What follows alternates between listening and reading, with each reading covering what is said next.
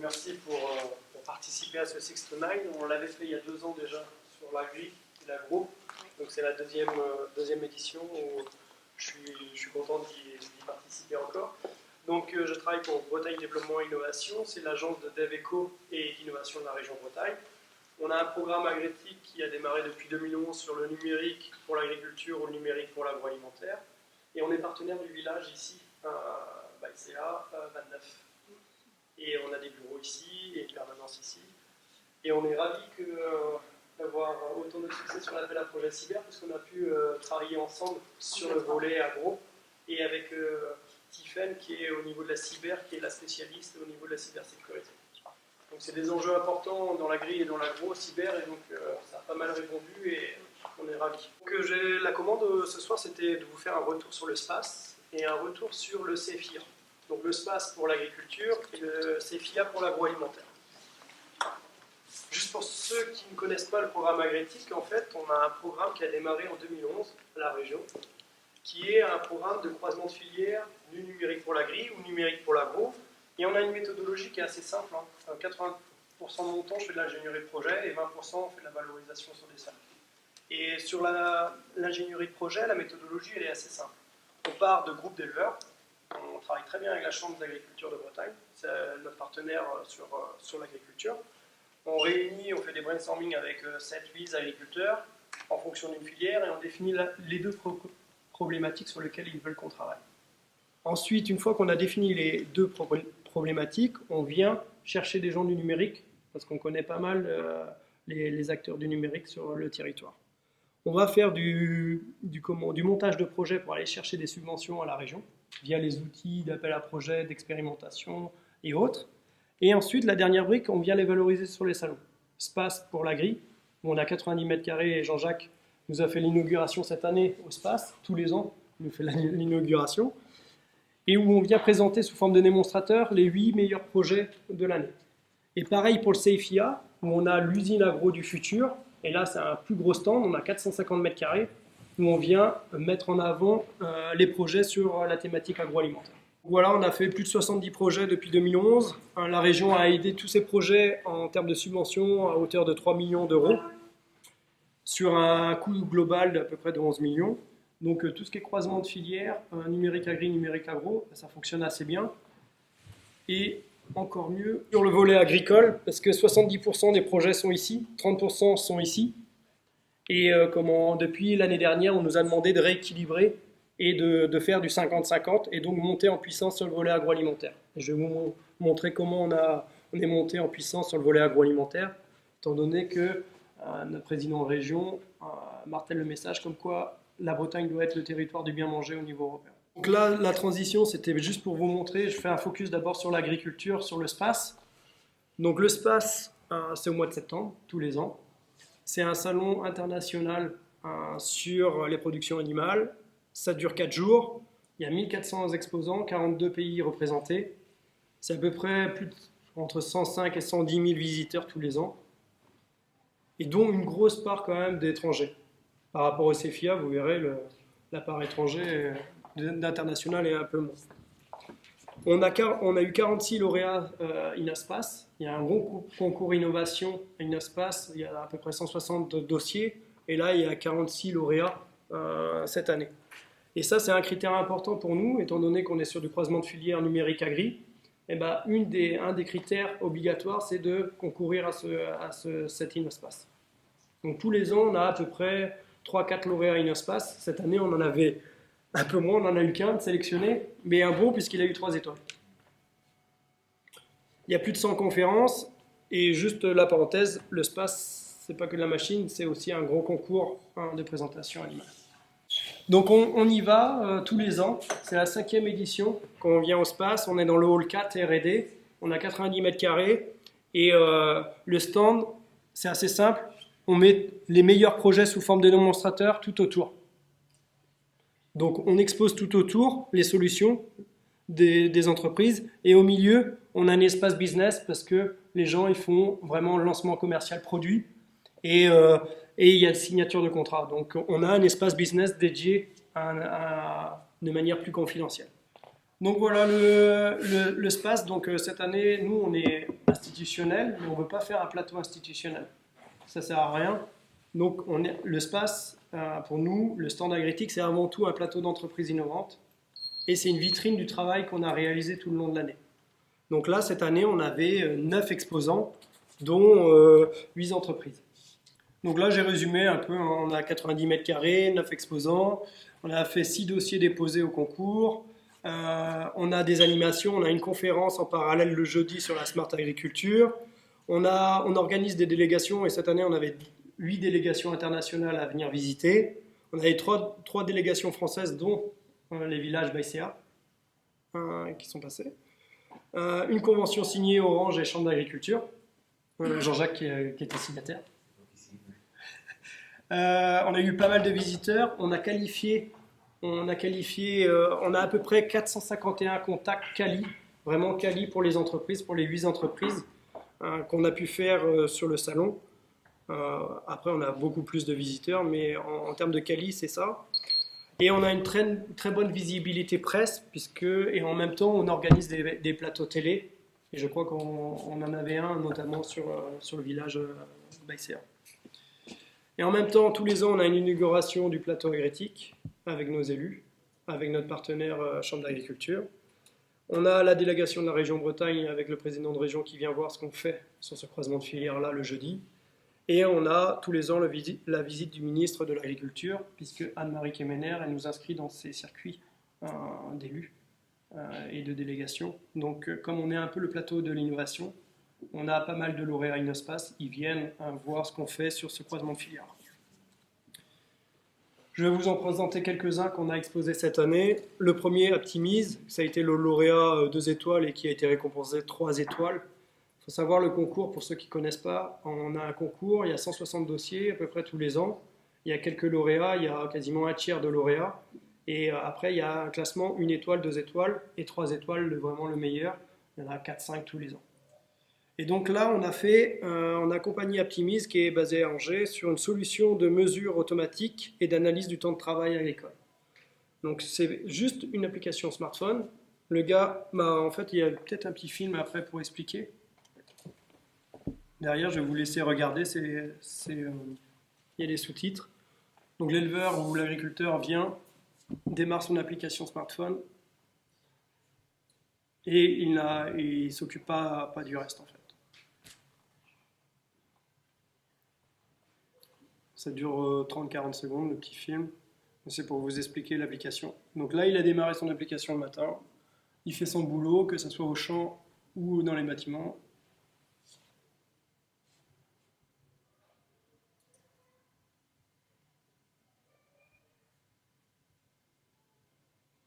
Et il vient vraiment faire un découpage de toutes ses tâches sur tous ses ateliers.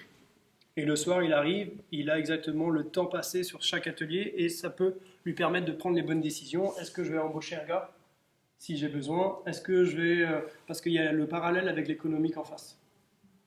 Justement, j'allais te demander, c'était quoi le bon de commande? Puisque vous dites, on se réunit avec des éleveurs et puis on nous pose une problématique. Donc là, j'imagine que c'était dans le cadre d'un... Non, là, c'était dans le cadre d'un concours avec VGPolis où derrière, ils avaient proposé leur solution et on les a aidés à expérimenter ça chez des éleveurs. Okay. Donc voilà un peu, n'hésitez pas à me couper si vous avez des questions, vu que je vais enchaîner sur les trucs, il faut que ça soit interactif. Le deuxième, c'était un analyseur. En fait, aujourd'hui, on a une problématique, on a besoin souvent dans les exploitations d'analyser, sauf que le gars, il vient faire un prélèvement, il part, et comment il l'amène au labo, il fait l'analyse, et 4 jours, voire certains nous disaient 2 semaines après, il avait son résultat, et le technicien COP, il revenait pour remettre en place un plan d'action. Là, grâce à l'analyseur, on vient directement analyser en direct via un spectro. En fait, c'est ce qu'on a en labo, mais qu'on a réussi à miniaturiser et dédié vraiment sur quelques tâches. Et on vient analyser, par exemple, le fourrage ou le maïs, et directement, on a l'information et le plan d'action associé. Donc, la commande, c'était réduire le délai, finalement, d'information quand tu viens faire une analyse. Entre le moment de l'analyse et le moment où les résultats arrivaient, en fait, le fourrage avait pu être consommé? Oui, c'est pour ça. Et après, derrière, c'est vraiment le Si c'était délai. pas bon, Donc, le projet-là, on avait démarré en 2016. On a, la problématique, c'était en poule repos. En fait, les œufs qui sont fondus au sol, c'est poubelle.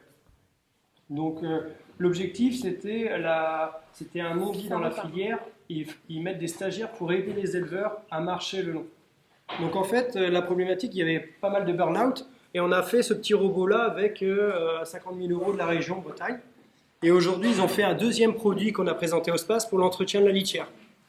Et il est plus blanc, il est jaune, le vrai produit. Et ici, il est en application directement dans un élevage. Et aujourd'hui, si tu passes après derrière, au SPACE, ils ont vendu 9 robots. Donc, directement, ça c'était la photo directement après le SPACE et ils faisaient la livraison à leurs clients.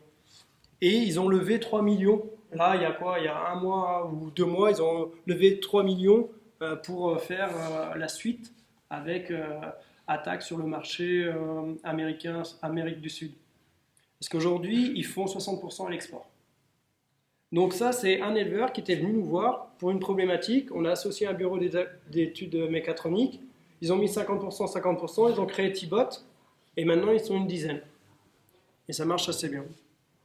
Moi, j'aimais bien l'histoire quand tu l'avais racontée justement il y a 2 ans quand tu étais venu, j'avais découvert T-Bot. C'est effectivement ces agriculteurs qui étaient en phase de burn-out, parce qu'au niveau de leur élevage, il y avait une période très critique, c'est quand ils accueillaient des nouvelles poules pondeuses, je ne sais pas si le terme accueillir, et qu'il fallait les éduquer à aller pondre dans les pondoirs, et non pas au milieu du chemin, puisque c'était du gâchis. Et c'était des personnes qui s'épuisaient pendant 3 semaines à peu près, le temps de les éduquer. Ouais, voilà, un lot, il est là pour 8 mois. Et si on loupe les 5 premières semaines de démarrage du lot, c'est galère pendant 8 mois. Et aujourd'hui, par exemple, les Ross, je ne sais plus quelle souche c'est, ils ont des graves problèmes parce qu'aujourd'hui, pas mal d'éleveurs, ils sont à 4. Ils ont un indicateur, c'est 4% de ponte au sol. Une fois qu'on arrive à 4% de ponte au sol, ton lot il est éduqué pour 8 mois. Sauf que là, avec les nouvelles souches, au bout de 10 semaines, ils sont encore à 48% de ponte au sol. L'éleveur, là, Benoît Savary, avec cette souche-là et 2 robots, il arrive à descendre à 8%. Comparé aux autres qui sont à 48% à 8 semaines. Donc là, à 8 semaines, ta marge, elle est tout de suite sucrée. Ce qui m'avait plu, c'est le côté effectivement économique, on a vite compris, mais c'est surtout le côté qualité de vie au travail pour les éleveurs. Et donc ces éleveurs qui étaient à l'origine du projet, eux, ils allaient abandonner leur activité. Surtout que lui, il s'occupait du lait, elle, de la volaille, et il faisait 2e hospitalisation pour burn-out. Et donc c'était soit ils trouvaient une solution, soit ils arrêtaient. Et comme derrière, 2 ans après qu'on a commencé ça, ils ont construit un 2e bâtiment en volaille. Donc, bien-être animal et bien-être éleveur, hyper important, parce que derrière, ça l'a remotivé et elle est repartie. Quoi. Ouais. Et après, ce qui est intéressant, c'est que le produit, initialement, c'était pour le poulet, pour qu'il aille, enfin, surtout la poule, parce que le poulet, il ne pond pas trop, en fait. Donc il aille pondre sur les pondoirs. Mais derrière, après, ils ont décliné, ils ont, entre guillemets, pivoté, puisque ça a intéressé d'autres éleveurs, notamment sur la dinde, je ne sais pas si tu as sur la dinde, sur le canard, sur la poule de chair. Où là, la poule de chair, c'est différent parce qu'ils ont besoin d'animer le lot, mais aussi de faire l'entretien de la litière. D'où le porte-outil derrière. Et en poule de chair, c'est différent. Ici, c'est le robot basique, mouvement aléatoire. Dès qu'il rencontre un obstacle, hop, il recule, il repart. Là, en poule de chair, en fait, ils ont besoin d'une géologue indoor pour avoir un guidage bien précis. En fait, l'idée, c'est de les faire bouger. Faire avec les humains pour leur faire du sport parce que là du coup ils font du muscle et on valorise la chair. Pour les dindes, ouais. C'est ça. Exact. Donc voilà, c'est une success story. Et aujourd'hui, pour la région, sur la 2e levée de fonds, on les accompagne via BrazeUp et après derrière des fonds d'investissement privés. Un autre projet qu'on a pu faire, c'était une problématique qui nous était remontée des CUMA. En fait, les CUMA, c'est des endroits où les agriculteurs mutualisent les équipements pour le travail au champ. Et donc, ils avaient besoin de faire une gestion du parc machine. Un peu comme Carnot, mais là, en version plus simple. En fait, on a un contour mécanique et là, on veut faire un contour numérique. Et donc, le contour là, on le met, c'est aimanté, et ça compte un nombre de tours. Exactement la même fonction que le compteur mécanique, sauf en numérique. Avec une application mobile, je m'appelle David, je prends le cover crop, je prends la charrue, et à la fin du mois, il a tout le listing, et hop, c'est validé, il y a la facture qui se fait. Avant, il fallait prendre le papier, ah oui, il a pris ça, il a pris ça, il a pris ça, et faire la facture associée. Donc là, c'était une demande des CUMA de simplifier leurs tâches administratives pour la gestion du parc équipement. Et puis le dernier projet qui était avec Adventiel sur l'outil de traçabilité des temps de pâturage. Aujourd'hui, les éleveurs, de plus en plus, avec le groupe d'éleveurs qu'on était, nous a fait remonter la problématique, ça va nous péter à la gueule, il va falloir qu'on justifie que nos vaches vont bien au champ pour conserver le label lait de pâturage. Et donc, on a fait cette application-là de tracking où les vaches, on sait exactement où elles sont, combien de jours elles ont été au pâturage à l'année, et au niveau réglementaire, ben voilà, il justifie ça pour conserver son label. Et donc, derrière, il y a plein de briques numériques qu'on utilise pour réaliser ce projet-là. Donc, demain, le SPACE 2020, on a l'ambition de faire un peu plus grand, parce qu'on voit que ça marche. Aujourd'hui, on est ici. On a nos partenaires Keris, Adventiel qui sont ici. Et donc, l'objectif, c'est de tous les petits qu'on avait fait ici à Agrétic, qu'on les mène ici à l'extérieur d'Agrétic et garder des innovations tous les jours, des nouvelles innovations sur le centre. Et donc, essayer de faire une sorte de corner d'innovation du croisement de filière numérique agriculture. Donc, c'est ce qu'on a proposé à Anne-Marie Kemener qui est en discussion, pour qu'on ait une signalétique ici, et puis au sol, qu'on ait à peu près la même chose partout, pour faire vraiment un espace innovation. Donc tel élevage, maintenant ça fait 3 ans qu'on existe, c'était notre 3e SPACE cette année. Et la consécration, parce qu'on a eu enfin un SPACE. On en reparlera tout à l'heure, mais donc chez tel élevage, vite fait pour rappeler ce qu'on fait. On fait du diagnostic technique en bâtiment d'élevage. Alors comment nous est venue l'idée? Eh bien, Jean-Luc Martin, le fondateur, qui est excusé ce soir, après 30 ans de métier dans le bâtiment, dans le poulailler et dans la porcherie principalement, s'est rendu compte qu'il manquait quelque chose finalement. On arrivait avec des bâtiments qui étaient bien conçus, plus ou moins bien vendus, plus ou moins bien installés, plus ou moins bien utilisés, plus ou moins bien entretenus. Et que finalement, au centre de tout ça, on retrouvait un peu de déperdition. Il manquait un acteur de contrôle, un acteur d'évaluation. Et l'idée de TEL, c'est ça en fait, c'est de venir, par le biais d'un diagnostic qu'on a voulu forcément numérique, mettre en évidence tout ce qui peut être amélioré dans le bâtiment. Voilà. Donc la synthèse de ça, c'est un acteur indépendant pour mesurer et dire ce qui peut être amélioré dans le bâtiment. Alors bien sûr, on a 3 missions. Concrètement, comment on a organisé ça? Eh bien, le premier job, c'était digitaliser les savoir-faire métiers. Donc, aller chercher des personnes qui ont... Alors, il y a 2 critères chez nous. Il faut avoir plus de 30 ans d'expérience et être reconnu dans la filière. C'est le cas de nos experts, que ce soit en bovin plus récemment ou sur la machine à soupe, sur donc distribution alimentation automatisée pour les cochons, ou que ce soit dans la ventilation, j'en ai plus même. Voilà, donc digitaliser le savoir-faire, le mettre en numérique, mettre en évidence par la mesure les points d'amélioration des bâtiments, donc comment on applique finalement, ça c'est nos diagnostics. Et la suite, le troisième maillon de la chaîne, c'est mettre à disposition un plan d'action collaboratif. C'est-à-dire que chez TEL, on ne s'arrête pas au diagnostic, on va plus loin, on va proposer à nos clients une plateforme collaborative, façon plan d'action, façon outil de gestion de projet, qui va se retrouver donc sur notre site internet, et donc l'espace client tout simplement du client. Et l'idée, c'est de pouvoir venir partager avec chaque référent, chaque interlocuteur de mon élevage, qui va être référent sur un domaine particulier, que ce soit le chauffage, que ce soit l'électricité, que ce soit la distribution d'alimentation, que ce soit la structure même du bâtiment pour l'étanchéité par exemple, et bien de pouvoir notifier cette personne, la nommer comme responsable de l'action à mener pour améliorer le point qui a été mis en évidence, quoi. Voilà. Et donc c'est ce troisième point-là qui a fait l'objet de notre InnoSpace cette année, qui est donc un InnoSpace 2 étoiles, j'en reviendrai un petit peu tout à l'heure, Voilà, l'étape suivante. Comment on est arrivé à communiquer sur les salons, comment on est arrivé à choisir les salons? C'est ça la question qui était posée. Eh bien, moi j'ai fait un super raccourci. J'ai fait un super raccourci parce que, en fait, on en fait un. On est présent sur des petits événements au niveau local, mais on en fait surtout un. On se concentre vraiment sur le space parce que c'est vraiment, pour notre métier, pour notre cible, c'est la Mecque, quoi. C'est-à-dire que c'est là, au niveau France et même au niveau aujourd'hui international, que ça se passe. C'est là qu'il faut être présent.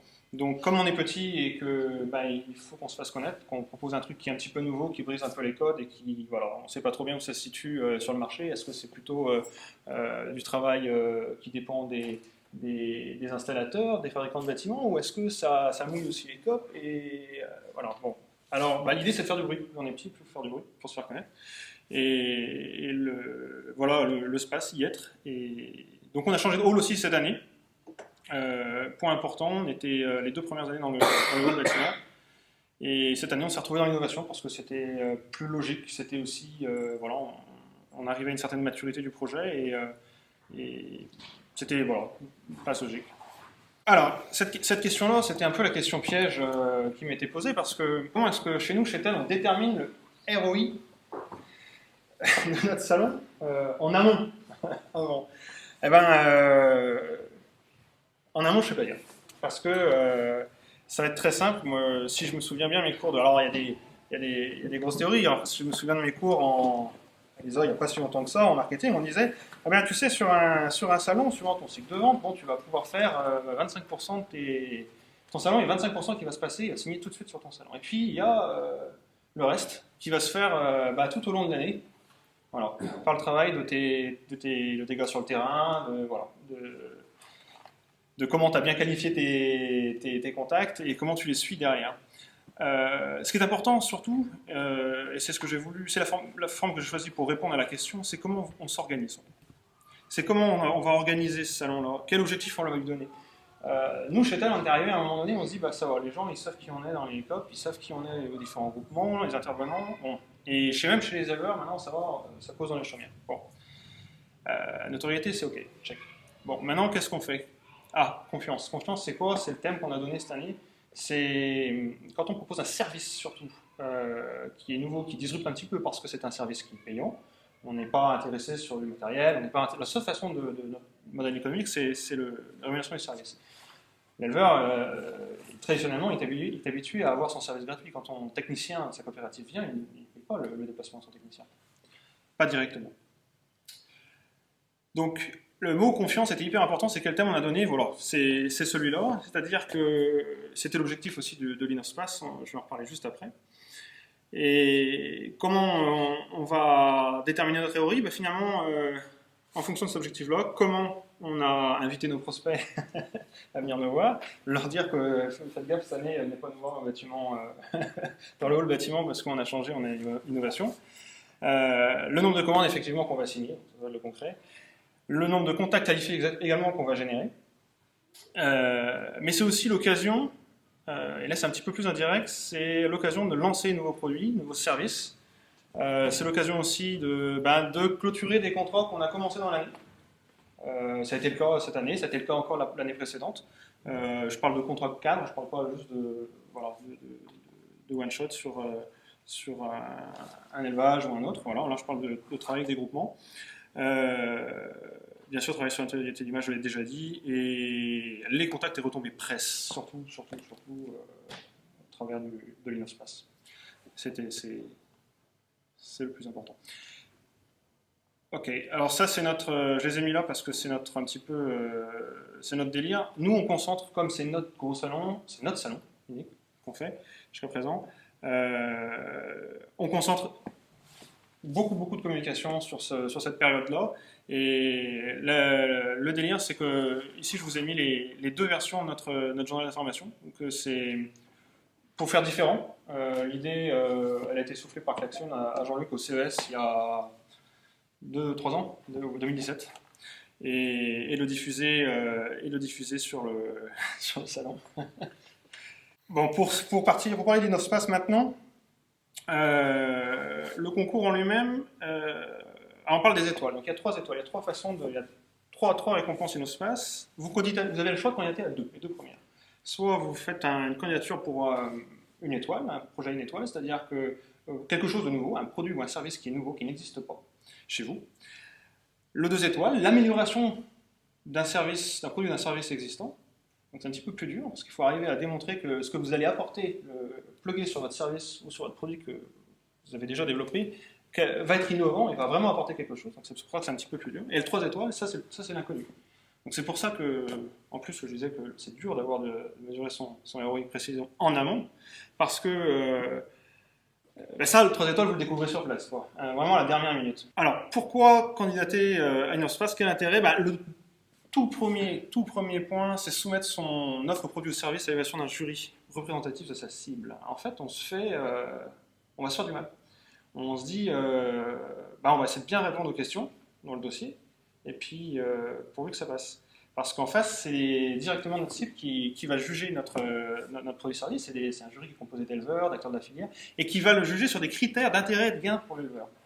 Donc on est vraiment dans le dur. C'est-à-dire que c'était une façon de venir se dire, est-ce qu'on est à 3 ans, est-ce qu'on est dans les clous toujours, est-ce qu'on est bien, est-ce qu'on a bien ciblé, est-ce que notre service effectivement est arrivé à ce niveau de maturité-là. Et bien sûr, le Graal, c'est d'obtenir et puis de bénéficier d'une mise en avant sur le salon, parce que pour le coup, vous êtes référencé dans le guide qui va être distribué, vous avez le droit à une signalétique particulière, votre stand est marqué, vous avez la soirée forcément des Innospace, de remise et puis en plus vous avez les contacts presse, quoi. Ça défile. Je rajouterais juste un truc pour les délégations export à l'international. Ils prennent le bouquin, comme ils n'ont pas le temps, ils font le tour que des innovations. Ah ouais, pour de vrai. Ah ouais, véridique. Est-ce que BDI fait partie du jury pour Il n'y a pas le droit de dire. D'accord, pardon. La réponse est oui. Mais c'est pas lui qui l'a dit. Oui, et ça c'est tout à fait vrai. Nous, on a fait énormément de contacts à notre grande surprise cette année, alors au niveau international, mais C'est ce qu'on a vu, on a pu constater ça depuis 5 ans, c'est que les délégations étrangères elles font ça, parce qu'en plus il est en français et en anglais. Oui, tout à fait. Et ils font le tour que des innovations, ils préparent leur salon en fonction que des innovations. Oui. Presse étrangère aussi, beaucoup. J'ai eu ma grande surprise également, pas mal de contacts en presse étrangère. Ouais. Alors quel apport en termes de business et d'image? En fait, on se fait valider, quoi. C'est-à-dire que nous, on sait que ce qu'on a proposé, ça colle. On est dans le vrai, c'est une validation quelque part. Ce qu'on cherche finalement quand on candidate à un concours comme celui-ci, c'est bien sûr la mise en avant, mais c'est aussi quand on teste, quand on est sur du nouveau, quand on est toujours en phase de recherche, développement, d'amélioration de notre produit, d'amélioration de notre service, c'est cette validation-là, de se dire que effectivement, ce que vous faites est intéressant et convient, et les critères, je les ai cités tout à l'heure, d'intérêt pour la filière et pour le peuple. L'image business, on vient de le dire. Pour finir sur une note un peu drôle, vous avez le droit aussi de poser avec les joueurs du Stade Rennais. Le lendemain, il faut gérer l'afflux faut se coucher de bonne heure, parce que le lendemain, il faut gérer l'afflux sur le stand. Et j'aurais qu'il y avait la sèche. Et puis en plus, si vous êtes bien situé, vous avez bien préparé votre salon, et puis, comme je l'ai dit en amont, au début de ma présentation, et je terminerai là-dessus, là, on a fini avec une belle brochette de gratin, donc c'était pas trop mal. Je le dis parce qu'ils sont plusieurs. On a le président de région sur la photo, on a le ministre, bien sûr, on a la préfète de région et une députée européenne que je vois là, et derrière, même cachée en vert, député d'Ille-et-Vilaine. Voilà. Donc c'est l'occasion de leur présenter aussi ceux qu'on fait. Et comme j'ai dit tout à l'heure aussi, quand vous êtes petit, vous voulez vous faire connaître, vous êtes différent, vous ruptez un petit peu avec votre marché, eh bien, il faut faire le bruit. Voilà. Et ce sera tout pour moi. Guillaume, j'ai juste une question avant que tu reviennes. Ouais. Là, tu as présenté les projets innovants qui passent. Ouais. Et avec ta très belle connaissance du secteur, d'après toi, c'est quoi les grandes innovations qui se confirment dans le monde agricole? Il y a des grandes tendances, hein. Il y a tout ce qui est la gestion des données, en fait. Ça, c'est un gros secteur qu'on voit depuis déjà 3-4 ans, mais qui se confirme toujours.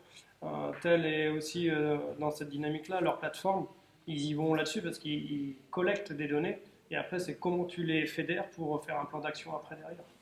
Donc, le gros sujet, c'est quand même les données, et tout ce qu'on peut collecter comme données, tout ce qui est IoT, en fait, tout ce qui est capteur de base, c'est la deuxième grande famille. Aujourd'hui, on a beaucoup de capteurs quand même, des nouveaux capteurs, pour remonter des données importantes, que ça soit pour comment, la gestion du temps, comme pour la gestion des équipements, comme pour remonter une information ou des paramètres d'ambiance dans des bâtiments. Donc, et après, derrière, ce qu'on voit, en tout cas sur la grille ou sur l'agro, c'est quand même, et ça se confirme avec l'appel à projet de cyber, c'est ce volet-là de sécurité de toutes ces données-là, qui aujourd'hui n'étaient pas traitées. On voit Fleury Michon qui s'est fait attaquer il y a quoi, il y a 2-3 mois, avec quand même 9 jours d'arrêt de prod, assez conséquent. Donc cette couche-là de cybersécurité est quand même quelque chose qui émerge depuis l'année dernière. Là, tu es plus sur la partie industrie. Ouais. Mais même au niveau agriculture, on voit les robots de traite aujourd'hui. Sur les robots de traite, je pense qu'il y a des choses. Si quelqu'un se fait hacker son robot ou quelque chose, aujourd'hui il n'y en a pas. Mais je pense que c'est cette couche-là de cybersécurité qui est importante. La difficulté, c'est que tous les matériels agricoles sont connectés maintenant. Donc forcément, c'est une connexion, une vulnérabilité aussi. À tous les niveaux, que ce soit de la production à l'industrie agroalimentaire. Et nous, producteurs, on est responsable aussi de la partie qui nous incombe à nous. Et quelles sont les innovations qu'on avait vues paraître il y a 3, 4, 5 ans qui, au final, plutôt en disant non, ça ne marchera pas et le marché ne prend pas. Je pense à ce drone, potentiellement, je pense à des technos où on se disait ça va véritablement amener une rupture ou une façon différente de travailler et au final, En fait, l'exemple que tu prends du drone, la technologie en elle-même, elle est hyper intéressante, mais maintenant, le véhicule, que ce soit drone, que ce soit satellite ou que ce soit quad, peu importe finalement le porteur, mais c'est vraiment la techno qui est embarquée qui est importante en fait. Aujourd'hui, on voit que les drones, finalement, il y a un coût quand même à l'hectare qui est non négligeable, et il y a quelques acteurs qui sont clés, Arinov et autres, mais voilà, il y a le satellite aussi qui arrive à côté.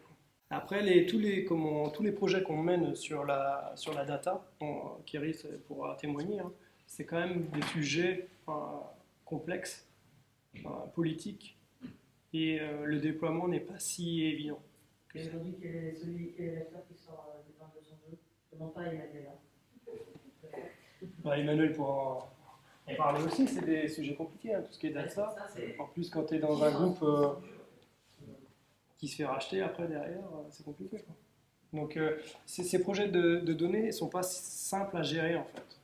Et même on le voit hein, avec Domopig, le déploiement, il n'est pas simple après derrière.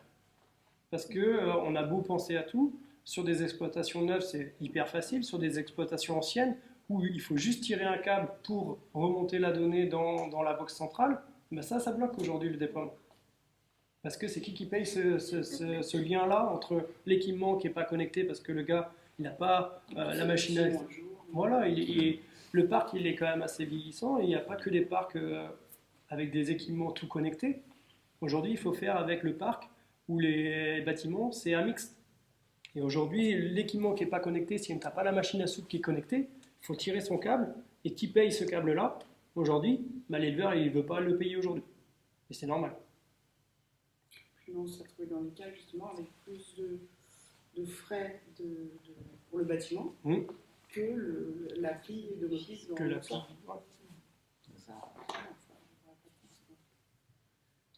Pour les nouveaux bâtiments, ça va. Maintenant, tout est connecté. Mais, voilà, mais 80% du parc, il est en mixte aujourd'hui. La difficulté qu'on a aussi, c'est le foisonnement d'initiatives qui sont prises par les uns par les autres, y compris sur des mêmes sujets spécifiques. Sur le portail contre le tir, par exemple, de sortir des données. Chacun y va de son projet, chacun y va de son organisation. Et puis ça s'arrête à un moment donné, parce que je le rachète, je me rachète, je n'ai pas les moyens d'aller au-delà. Et on a du mal à voir, au-delà de la collecte de données dont on est tous essentiel demain, qu'est-ce qu'on en fait et qu'est-ce qu'on en tire pour l'agriculteur qui est finalement en phase finale, et ça sert à quoi? À qui ça profite? En en rajoutant en plus la problématique que vous avez évoquée, c'est le partage de données. Les données, c'est intéressant si on a un panel suffisamment important. Plus il est important, plus on va réussir à avoir la bonne solution. Et dès qu'on est sur ce monde qui sont très politiques, politisés, c'est vrai qu'on n'arrive pas à faire le regroupement de tout ça, alors qu'on pourrait avoir, fédérant ces points-là, des outils hyper efficaces pour que tout le monde y gagne autour de ça. Et autant on a beaucoup, Crédit Agricole, autant on voit qu'on a beaucoup d'initiatives qui pourraient nous servir à être acteurs auprès des agriculteurs, on va dire utiliser ces données à nous faire gagner, autant à un moment donné on s'arrête, parce qu'on dit mais est-ce que c'est le bon produit, est-ce que c'est le bon porteur de projet, est-ce que l'agriculteur est prêt à être une valeur ajoutée? On a vraiment des questions de mise en œuvre en bout de course. Ce qui freine un peu, je pense, le développement d'un certain nombre de sujets basés sur la data. Absolument d'accord. Déjà, juste pour un sujet comme Domopig, par exemple, on a mis 6 mois à faire l'accord cadre, avant même de commencer dans l'opérationnel. Oui, parce que c'est des données qui viennent de plusieurs endroits, de plusieurs entreprises, donc c'est pas des sujets simples. Et derrière, c'est quand même des projets où, comparé à ce que je vous ai montré sur des cas concrets qui montent et qu'on a une solution derrière, là on est sur un consortium où il faut mettre tout le monde d'accord, il y a des concurrents directs, il y a du politique dessus. C'est des projets qui ne font pas 1 an, mais qui font 3 ans, quoi. Et donc le ROI, là, il est plus à 8-10 ans, quoi. Objectif de temps, quoi. Voilà. Et pour des petites structures aujourd'hui, parce que l'écosystème est composé quand même majoritairement de TPE, PME. Et aujourd'hui, ils ne peuvent pas avoir un ROI à 8-10 ans. Voilà. Donc c'est pour ça que les projets d'expérimentation assez simples, où on est sur un pas de temps d'1 an, c'est ça aujourd'hui qui fonctionne en fait. Mais je suis d'accord, il y a beaucoup d'initiatives un peu à droite à gauche. Tant mieux, parce que ça apporte de la valeur immédiate. Ça se comprend. Faire communiquer, moi je prends le parallèle avec la maison connectée, pour moi c'est dans le même sujet. Est-ce qu'il y a des protocoles qui changent facile, qui prend le lead, qui accepte de partager son information. Et du même ordre, je pense que c'est, excusez-moi, mais probablement une utopie, mais si on prend le cycle de vie du développeur, on est qu'au début en fait. Sur la donnée partage. Juste de savoir à qui appartient la donnée de ouais, c'est un des soucis. Ça, c'est un vrai souci. Et là, on l'a fait en filière porcine parce qu'on avait la majorité des équipementiers étaient dans l'Ouest. On veut faire la même chose en lait. Les lits de Laval, ils ne sont pas français. Et déjà, c'est compliqué. C'est très propriétaire. Et les données, finalement, on n'y a pas accès. C'est des entreprises, leur terrain de jeu, c'est la planète. Et entre un éleveur qui dit rien comme moi, et puis un autre en Ukraine, ou en Russie, puis un autre au Brésil ou aux États-Unis, pour eux, c'est un client pareil. Enfin, même pour des cas où on voit que ça donne quelque chose au final, par exemple, Carrefour qui communique sur scanner la purée mousseline, par exemple, qu'on a nos données qui sont dedans. Enfin, nos données, on scanne la purée mousseline et on sait la variété de pommes de terre, l'agriculteur, on sait comment ça a été fabriqué, etc. Ça fonctionne, c'est un chaînage de données et le chaînage est sécurisé. Après, l'agriculteur il dit mais moi ça me rapporte quoi? Ça m'a peut-être coûté de pouvoir informatiser, etc. Mais au final, qu'est-ce que ça me rapporte? Donc il y a un partage de la valeur et du service offert qui, il y a un déséquilibre pour l'instant. Il n'y a pas de modèle économique finalement de retombées pour l'éleveur aujourd'hui. Moi, je pense qu'il y a quelque chose qui est important sur le fond, c'est que au niveau de la production agricole, on voit bien au niveau du végétal, tout ce qui est en lien direct, même l'animal aussi c'était moins vrai, mais surtout dans le végétal, c'est plus facile à mesurer parce que comme le cycle est plus rapide. Tout ce qui est les progrès qui sont en lien avec la génétique, on voit bien qu'on arrive sur un palier, ça va créer des progressions qui duraient 15, 20 ou 30 ans. En partant de ce principe-là, je pense que les derniers progrès que les producteurs pourront avoir d'un point de vue économique, ils viendront aussi de la valorisation des données. Donc au bout d'un moment, ce sera presque le seul levier économique qui restera pour cranter un peu les derniers kilos, les derniers quintaux ou autres qu'on aura à gratter. Donc, ça reste un levier quand même qui sera indispensable. J'ai dans ma veille, en fait, Amérique du Nord, un modèle économique où les agriculteurs ont des retombées financières sur chaque octet de data qui sortent de leur ferme. Et en fait, aujourd'hui, c'est le seul modèle économique que j'ai vu où l'éleveur est rémunéré en fonction de l'octet qu'il dégage comme une source de production de sa ferme. Et aujourd'hui, il commence à avoir un réseau sur toute la frontière entre le Canada et l'Amérique, les US, pas mal d'exploitations connectées comme ça. Et c'est le seul modèle aujourd'hui qui a une retombée économique financière pour l'éleveur.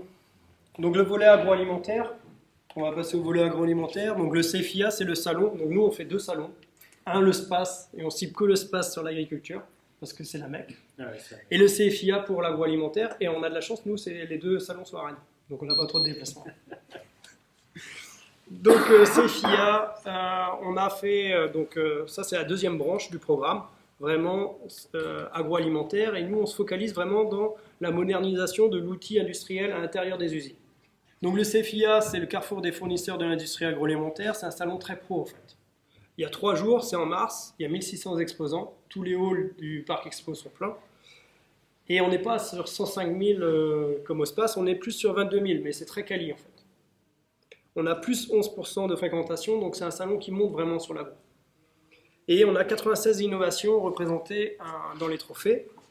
Et on a vraiment de la machine en dur. On est dans l'usine, plus de 600 machines en fonctionnement sur le salon. Donc nous, on y est avec la bannière Bretagne Usine Agro du Futur. Et on a 450 mètres carrés de hall, tout le fond d'un hall. Et on a 4 pôles. On a un pôle institutionnel ici. On a une salle de conférence où on fait des rendez-vous B2B là-dessus. On a tout un espace de démonstration. Et ça, je vais plus me focaliser là-dessus parce qu'on a fait un gros projet avec la montée en puissance du volet agro. Et ici, on a un village des startups où on était 20 startups ici.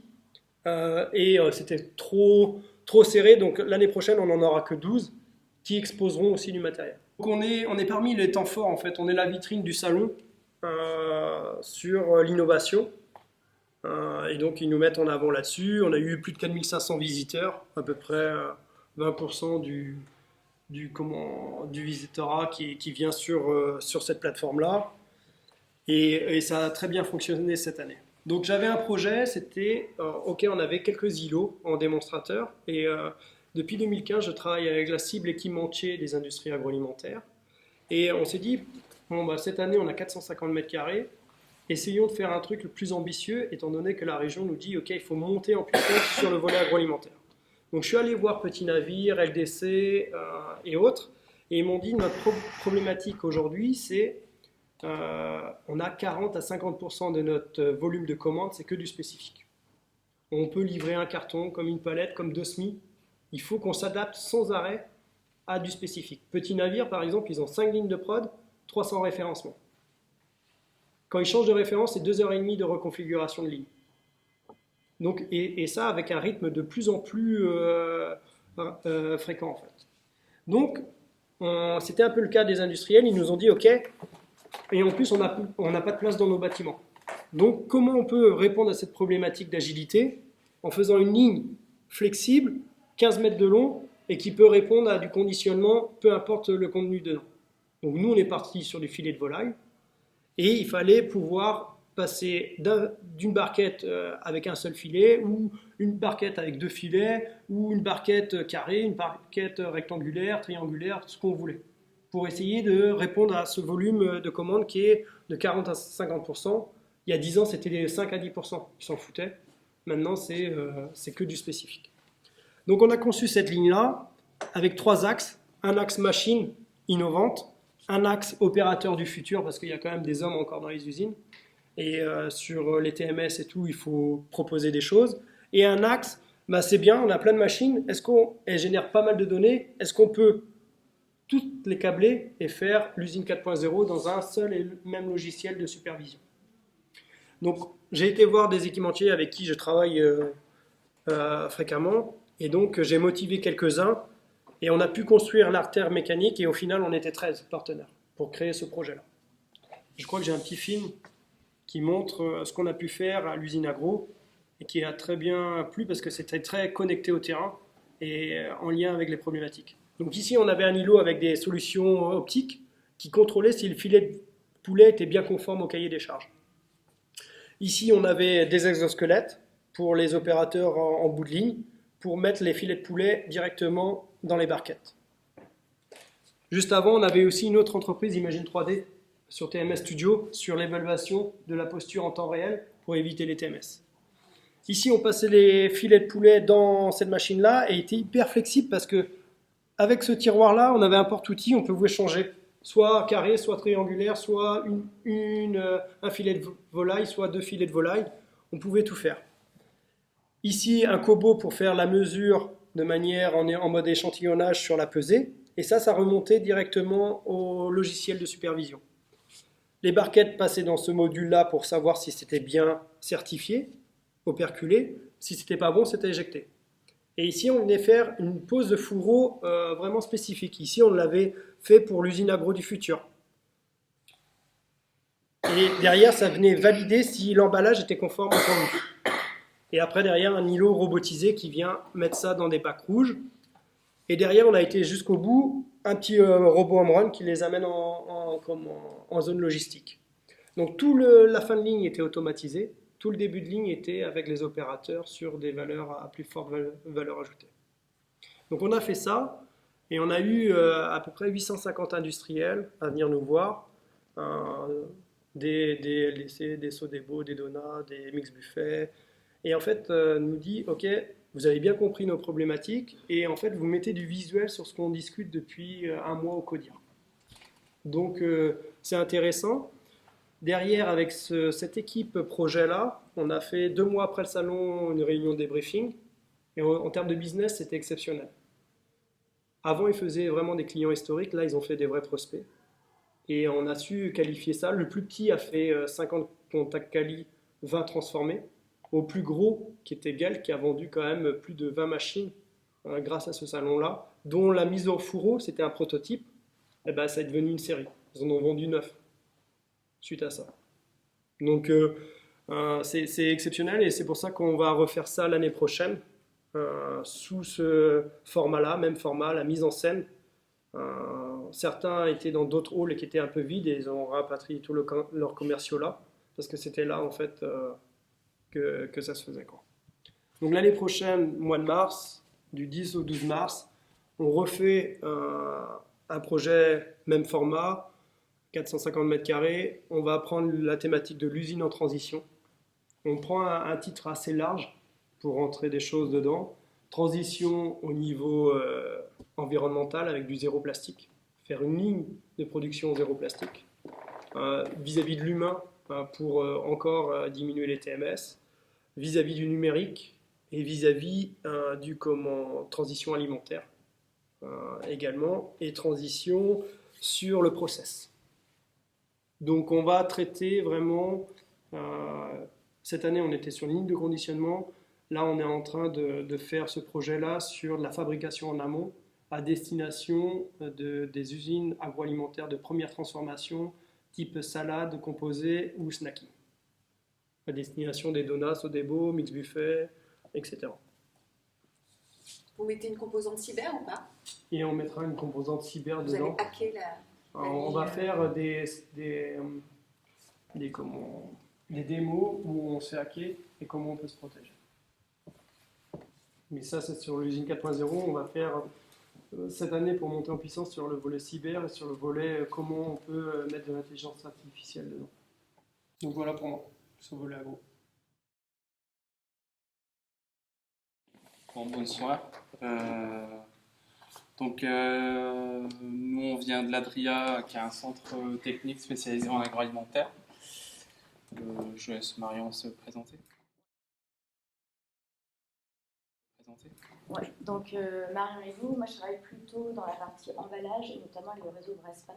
Donc on était aussi présents sur le côté institutionnel sur les 450 mètres carrés. Et ça a fait une bonne transition justement avec l'usine en transition. C'est sympa de voir cette thématique pour l'année prochaine. Bonjour. Donc, Mohamed El Aouzi, je suis chef de projet recherche et développement à l'ADRIA. Et le but, c'est d'accompagner les entreprises dans leur démarche de recherche et d'innovation dans l'agroalimentaire et de monter des projets collaboratifs avec notre écosystème dans le domaine. Donc, le but de cette soirée, c'était de vous parler de transition alimentaire, peut-être un peu de vous apporter de quoi il s'agit et c'est quoi les tendances actuelles qui nous concernent. Pour commencer, peut-être revenir au rapport de la FAO en 2014 qui corrélait entre notre consommation alimentaire quotidienne et l'effet de gaz à effet de serre et son impact sur le climat et sur la planète. Donc tous ces éléments-là sont corrélés avec la population, donc le nombre de personnes qui sont sur la planète, notre régime alimentaire, et en fait, par rapport à notre, on va dire, notre teneur en portions de protéines animales. On va découvrir qu'en fait, en particulier, la consommation en bœuf a un impact plutôt négatif sur la planète et sur le climat. Et plutôt, plus on consomme peut-être ça ne va pas être très en accord avec les projets qui ont été... c'est pas vraiment pour diaboliser, on va dire, la consommation animale, mais pour dire que quand même le consommateur actuellement est en conscience qu'il a un impact environnemental important par rapport en corrélant sa teneur en consommation des protéines animales. Donc la transition alimentaire, c'est pas une histoire qui date d'aujourd'hui, c'est quelque chose qui est dans notre quotidien, qui date de la préhistoire. La consommation humaine alimentaire a toujours évolué dans le temps. Et on a essayé de la corréler dans ce rapport avec la FAO avec les teneurs en consommation de chaque personne et les protéines animales ou végétales. On a toujours connu que dans les pays comme l'Asie, où il y avait plus une consommation importante en protéines végétales, on remarque qu'actuellement, ces tendances, ils ont changé. Et c'est que plutôt dans les pays développés, comme la France ou les États-Unis, où les consommations, ils ont plutôt baissé. Et c'est un peu l'inverse. Donc il y a quand même un phénomène de marche arrière qui est en train de se passer. Entre 2016 et 2017, c'est juste pour vous mettre un peu dans le contexte, le ministère de l'Agriculture il a mis en place 16 tendances pour préparer les industriels agroalimentaires à suivre les tendances de la consommation alimentaire. Donc pour préparer, on va dire, cette transition, cette révolution du consommateur pour 2025. Donc il y a des tendances qui sont actuellement, qu'on a toujours connues, il y a des tendances qui sont plutôt nouvelles. Pour qu'il y ait tout ce qui est un peu plutôt flagrant, on a un consommateur qui va plutôt à la recherche d'une expérience, qui veut quelque chose d'improbable et corréler ces éléments-là avec sa consommation.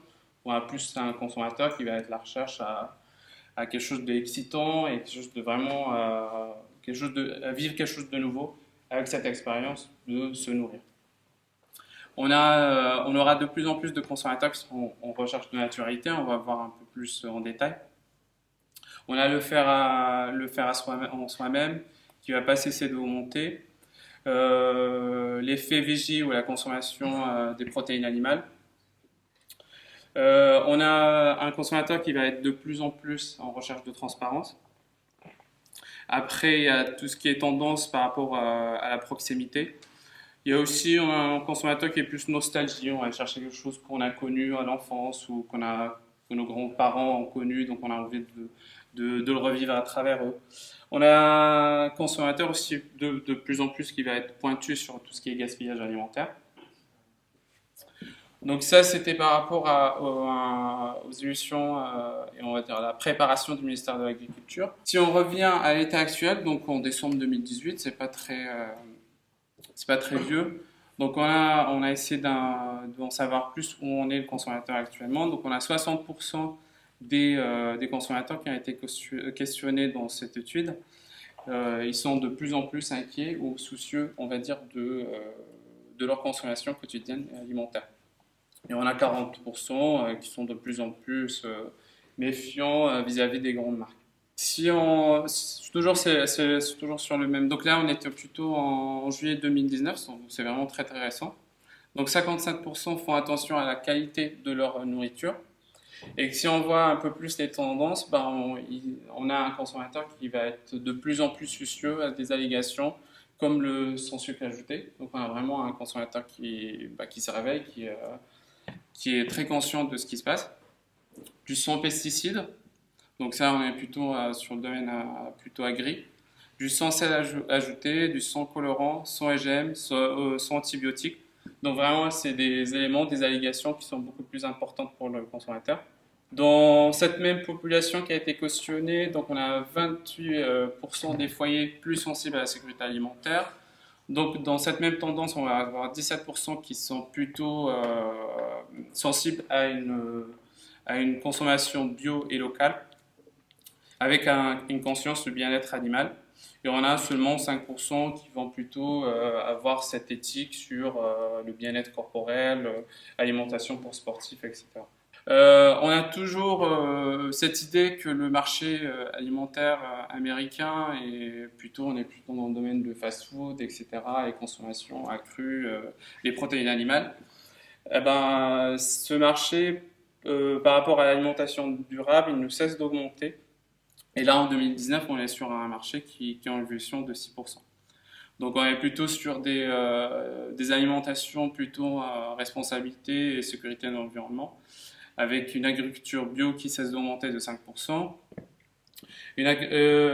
un consommateur qui est plutôt conscient, on va dire, de l'énergie renouvelable utilisée dans la transformation alimentaire.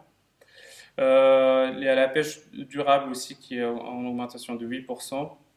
Tout ce qui est emballage durable et bien-être animal est aussi dans ces tendances. Quand on s'intéresse au bio, en fait, on se rend compte que le bio n'est pas vraiment en adéquation avec tout ce qui est équitable ou bio, on va dire plutôt éco-responsable. Parce qu'on a quand même un phénomène de déséquilibre social. Les tendances montrent que c'est les personnes qui sont les plus âgées ou sans enfants qui vont plus consommer du bio. Et aussi, c'est des personnes qui sont quand même à un index plutôt des cadres ou avec une situation plutôt intéressante ou importante. Donc, c'est pas un phénomène qui va venir, on va dire, c'est pas très éthique par rapport à un consommateur qui va être plutôt en demande de quelque chose d'éco-responsable. Si on retourne un peu aux attentes des Français, en tout cas sur le marché français, par rapport à leur alimentation, on voit un consommateur qui est plutôt à la demande de quelque chose de plutôt de fraîcheur, de qualité, de goût. Le prix il est toujours à la demande. Et donc je pense que cela aussi est corrélé par rapport à un consommateur qui est toujours au quotidien, qui est là, qui est plutôt stratagème, qui va plutôt être à la recherche de tout ce qui est les bonnes offres au supermarché, etc. On a tout ce qui est régional ou de Provence qui prend de l'ampleur. On est quand même à une demande entre 23 et 44%. Le bien-être animal est toujours là. Après, il y a tout ce qui est fiabilité distributeur, critères santé, produits améliorés pour la santé, etc. Le bio, on voit, c'est pas vraiment l'attente principale des Français. Mohamed l'a dit, la transition alimentaire, c'est pas du tout quelque chose qui vient d'arriver, ça marche depuis longtemps. Mais c'est vrai que le terme transition alimentaire, il a souvent fait référence en fait au concept de transition nutritionnelle. C'est-à-dire vraiment le changement au niveau de l'habitude alimentaire. Alors qu'aujourd'hui, c'est un terme en fait qui est beaucoup plus large en fait. Et la transition alimentaire, en fait, elle s'apparente davantage plutôt à l'ensemble des changements nécessaires qui vont pouvoir réduire tous ces impacts négatifs qui sont justement liés à notre consommation alimentaire. Et donc, au niveau justement dans le milieu de l'alimentaire et de la grande distribution, un des leviers en fait qui peut faire ces changements, c'est évidemment l'emballage. Parce qu'au final, les grandes distributions sont grandes distributions de produits alimentaires, mais on dit aussi que ce sont des grands distributeurs d'emballage. Et donc le consommateur, là aussi, il a pris conscience, pardon, ou alors il est en train de prendre conscience vraiment des enjeux actuels qui sont liés à l'emballage. Et donc si on regarde cette étude de Nielsen qui date de janvier 2019, finalement, pour un consommateur sur deux, la diminution ou le changement dans l'emballage, c'est vraiment un sujet qui est super important pour eux. Ça arrive juste après les méthodes de production, typiquement le travail des enfants. Merci. Au niveau des pratiques environnementales, sans trop grosse surprise, finalement, le geste de tri, c'est ce qui arrive en première position, mais ça, on n'est pas tellement surpris. Par contre, ce qu'on peut voir, c'est que quasiment un consommateur sur deux, ici, en fait, il est vraiment soucieux d'acheter des produits avec moins d'emballage. Donc, quand on dit moins d'emballage, c'est vraiment éviter tout ce qui est le suremballage et les emballages qui ne sont pas utiles. Donc, vous avez tous entendu parler, j'imagine, des plastic attack qu'il y a partout en Europe. Donc, c'est typiquement ça. Les consommateurs, ils sont vraiment super attentifs à ce moins emballage. Et on voit vraiment des consommateurs qui sont beaucoup plus responsables en fait, qu'avant. On a vu que les consommateurs, ils étaient très favorables à la diminution des suremballages et à la réduction de la quantité de matière, et notamment du plastique, qui est diabolisé pour le moment. Mais nos consommateurs, ils sont aussi tout à fait prêts en fait, à changer de mode de vie. Et ça, on le voit bien avec le vrac, parce qu'aujourd'hui, il y a à peu près un consommateur sur 4 qui achète du vrac. Donc c'est vraiment un changement de consommation. De plus, les consommateurs, ils sont favorables, voire même très favorables à l'utilisation d'autres emballages, donc notamment des emballages qui soient consignés ou rechargeables. Et donc ça, vraiment, c'est des initiatives aujourd'hui qui prennent vraiment de l'ampleur sur le territoire, à plus ou moins grande échelle et selon les régions. Donc on sent vraiment un changement aussi bien au niveau des modes de consommation et des emballages associés. Donc là, moi j'ai parlé surtout des consommateurs, mais il faut savoir que les industriels et les politiques sont pas en reste. Je vais parler du côté politique aujourd'hui parce que c'est déjà compliqué pour les professionnels de l'emballage, alors voilà, on va rester soft. Mais juste pour dire en fait que depuis un an et demi, il y a vraiment de nombreux engagements volontaires qui sont mis en place, que ce soit en France et en Europe, et ça c'est quand même super important parce qu'on sent vraiment un dynamisme au niveau européen, et voilà, la France suit beaucoup ce dynamisme-là. C'est quoi l'objectif en fait de ces différents engagements? C'est en fait que les professionnels, enfin les industriels en tout cas de l'emballage et les fédérations professionnelles de l'emballage aussi, ils se réunissent et ils s'engagent pour aller dans une stratégie, aller vers une stratégie du 100% circulaire. Donc vraiment là aujourd'hui on était plutôt dans un modèle linéaire, donc je fabrique, j'utilise, je jette. Et là, aujourd'hui, on va être plutôt dans un modèle économique circulaire où on va être en mode réutilisation, utilisation, incorporation des matières recyclées dans les emballages. Voilà, donc là, on sent aussi vraiment une grosse dynamique et au niveau politique, c'est un gros soutien derrière. Donc là, on était plutôt sur des engagements volontaires, donc c'est des entreprises qui s'engagent volontairement, mais il n'y a rien au niveau, il n'y a pas de politique, c'est pas politique, c'est pas de réglementation. On voit aussi qu'il y a des industriels, notamment des très grandes distributions, qui aujourd'hui communiquent beaucoup et mettent en place des politiques d'emballage propres à leurs entreprises, avec des objectifs bien plus concrets et bien plus stricts que les engagements volontaires, où là c'est un objectif commun à une dizaine, une cinquantaine d'entreprises. Je ne vais pas repasser tout en détail, juste pour dire en fait que les principales choses, et qu'on retrouve finalement dans toutes les entreprises, que ce soit des grandes distributions ou des petites entreprises, c'est les objectifs principaux, ça va être vraiment la diminution de la matière plastique et le déploiement des emballages à base de papier. Il y a énormément aujourd'hui d'entreprises qui communiquent sur des emballages à base de papier. Évidemment, on est sur de matières renouvelables et recyclables. On va être dans de l'incorporation ou alors de l'augmentation d'incorporation de matières recyclées dans les emballages. Là aussi, c'est quelque chose qui est très poussé par le gouvernement. Et il y a certaines entreprises même, type Nestlé, qui vont interdire qui vont aller jusqu'à interdire certaines matières plastiques qui ne sont pas recyclables aujourd'hui, où il n'y a pas de filière de recyclage derrière. Donc on sent vraiment des cahiers des charges qui sont de plus en plus stricts et de plus en plus concrets. Et les industriels, évidemment, sont obligés de suivre, même si c'est plus long finalement les industriels de l'emballage, la R&D est toujours plus longue que ce qui sort au niveau engagement ou cahier des charges. Donc sur ces tendances-là, bien sûr, vous êtes un peu conscient quand même que le digital il a de l'ampleur sur ces tendances. 83% des adultes sont dotés d'un smartphone et 77 entre eux, ils sont, on va dire, utilitaires de tout ce qui est application nutritionnelle sur leur smartphone. Ces applications actuellement, toutes les applications qui existent actuellement sont basées sur une base de données open source qu'on appelle Open Food Fact. Et c'est la même base que le Nutri-Score dont on parle très souvent en ce moment par rapport au changement réglementaire. Il y a pas mal d'élus qui sont très favorables à ce que ça devienne obligatoire. Actuellement, ce n'est pas obligatoire, mais ça peut être un engagement des industriels. Donc, ce qu'on peut, par contre, on va dire, pas reprocher, mais la limite de cette base de données ou de ces applications actuellement, c'est qu'on a un raisonnement qui est assez sain par rapport à la réduction du nombre d'additifs, réduction, on va dire, amélioration d'un profil nutritionnel des produits. Par contre, on a un raisonnement, on va dire, par portion. Au contraire, pas par portion, mais par rapport à 100 grammes de produit. Donc, on ne sait pas combien le consommateur il va en manger de cette portion par jour. Donc, on a moins de recul là-dessus. Je peux vous dire que ces applications ne s'arrêteront pas là aujourd'hui. C'est que la première génération. On a une deuxième génération qui arrive en 2020.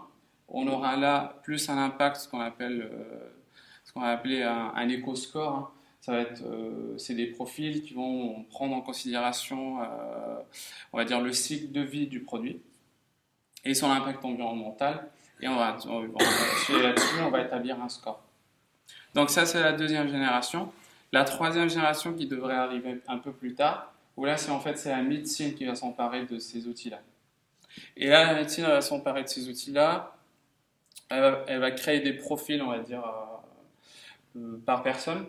Et on aura, en fait, il y a des nouvelles technologies par rapport au génome qui sont en train de se développer. Et le but, c'est de créer des applications pour une alimentation sur mesure. Donc, c'est vraiment les tendances, on va dire, de ces applications qu'on attend un peu plus tard. Après, donc, comme Marion l'a dit, donc, les initiatives sur ces tendances-là et sur cette transition alimentaire ne cessent d'augmenter. J'ai repris quelques exemples qui sont un peu plus tôt de la région.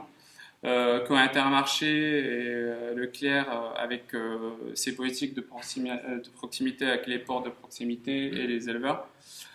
Système U aussi qui s'est mis. On a Leclerc et Intermarché. Intermarché qui a mis en place, on va dire, des étals pour mettre en évidence les produits, par exemple les produits de Bretagne, etc., et les produits locaux. C'est important quand même de le savoir que les distributeurs sont vraiment très précurseurs sur ces tendances-là et qui font en sorte aussi de faire évoluer les choses. Je pense que vous avez tous vu la publicité de Carrefour, Act for Food. Donc il y a énormément de tendances là-dessus. Danone avec leur politique One Planet, One Health. Donc, ils ont toute une gamme de produits 100% made in France. On a la gamme éthicable que vous connaissez un peu sur quoi, leur engagement qui vont, on va dire, couvrir un engagement éco-responsable de la fourche à la fourchette. On a c'est qui le patron, et là on est plutôt sur une tendance plutôt communautaire. On va toucher un consommateur qui a plus tendance à vouloir se sentir de faire partie d'une communauté. Et il va se sentir aussi que, voilà, en achetant un produit de ce qui est le patron, il va plutôt apporter quelque chose, un élément important pour équilibrer cette transition. Au niveau de l'emballage, il y a aussi des initiatives françaises, mais pas que. Le titre. Enfin, en emballage, ça sort tous les jours des innovations emballage. Là, ce qu'on voit, c'est typiquement, je ne sais pas si vous l'avez déjà entendu, vous l'avez vu dans les rayons, mais il y a une grosse partie des boîtes plastique Nesquik qui sont passées en papier barrière. Et en fait, c'est à peu près la même chose pour tout, c'est-à-dire qu'on est en train vraiment d'essayer d'éliminer soit le plastique ou de réduire la quantité de plastique. Là, c'est tout à fait la même chose. C'est une barquette plastique, comme a présenté Guillaume. Et en fait, ils sont passés sur un plateau de carton avec une diminution vraiment du film plastique. Là, pareil, c'est sorti en Grande-Bretagne. On n'a plus cet emballage plastique autour des glaces. Elles sont directement mises comme ça dans l'emballage carton. Et pour Le Gall et Savential, on avait de l'aluminium, mais des tout petits composés d'aluminium. Et ce qu'il faut savoir, c'est qu'au niveau du recyclage, c'est des morceaux qui sont perdus et qui vont pas être récupérés. Et donc, c'est toujours très intéressant. Et on rappelle qu'il faut vraiment toujours des produits recyclables, des emballages recyclables. Et là, en fait, c'est vraiment, ils ont éliminé. Alors, je me suis trompée. C'est l'inverse. Avant, c'était des portions emballées dans l'aluminium, et là, c'est vraiment aussi que emballé en carton. Et là, on est sur du zéro aluminium, zéro plastique, mais parce qu'on est sur des matériaux qui sont bioplastiques, donc sur base souvent végétale, maïs en l'occurrence pour ici, et qui ont la particularité d'être biodégradables, ce qui est aussi une partie durabilité et responsabilité du produit. Donc le but, avec Marion, on a essayé de vous faire cette présentation et de ne pas vous faire peur, parce qu'on peut en parler toute la soirée et dire un peu l'impact de la transformation alimentaire sur l'environnement. Et ce n'était pas le but. Le but, quand on essaye de prendre en place avec les industriels, c'est de leur dire que ce n'est pas trop tard et qu'il y a des marches à faire, et qu'il y a des démarches le train est en cours, mais on peut toujours le rattraper. Donc il y a des pistes d'amélioration, il y a des pistes pour agir. On a bien vu que le consommateur est très demandeur sur ces tendances-là et sur cette transition. Donc il faut juste se positionner, savoir où on en est, et tout est possible. Il y a des pistes d'amélioration, il y a aussi des pistes d'accélération, et on a vu les exemples, on ne cesse de voir. On a vu avec Jean et Naf avec leur politique to be good. Donc on a plutôt là sur des tendances d'approvisionnement plutôt local, etc., avec un bien-être animal, etc. Donc vraiment, le message à faire passer, c'est qu'il n'est pas trop tard. Faites-vous accompagner, collaborer, c'est hyper important de partager les choses.